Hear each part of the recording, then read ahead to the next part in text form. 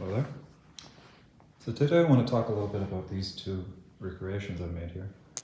These are sort of vague approximations of pre-colonial clothing. Realistically, it's early contact clothing, stuff from the early 1600s, 1630s, that kind of era. Because that's sort of what we have to work with.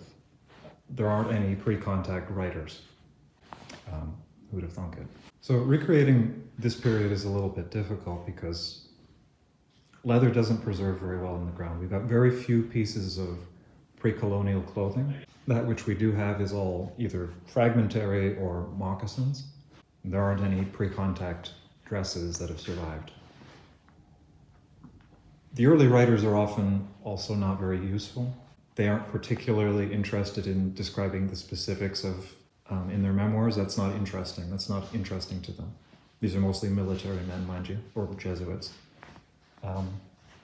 A certain amount of this is necessarily speculative.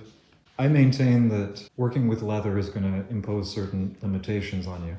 It's not all even, it's not all uniform pieces. So I think style would have been more about there would have been distinct styles, but I think a big part of it would have been philosophy rather than specific patterns that everybody worked from. One of the philosophies of these two garments is sort of modularity.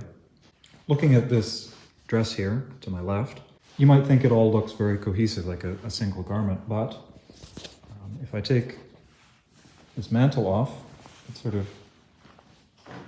this dress is actually several pieces which are not really attached to each other.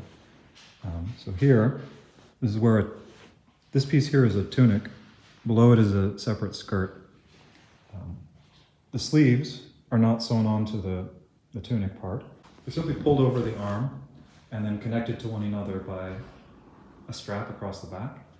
All this would allow the garment to be adjustable based on various conditions. The men's garment is more or less the same thing. These sleeves, you see they're a different color than the tunic here. They're not attached, they're a different piece. The idea here is that basically, rather than owning a long sleeve dress and a short sleeve dress, it's more effective to own a short sleeve dress and then a pair of separate sleeves. You get more utility out of a smaller wardrobe.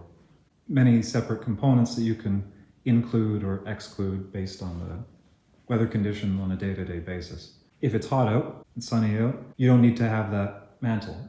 If it's rainy, you might throw that mantle on to cover this gap.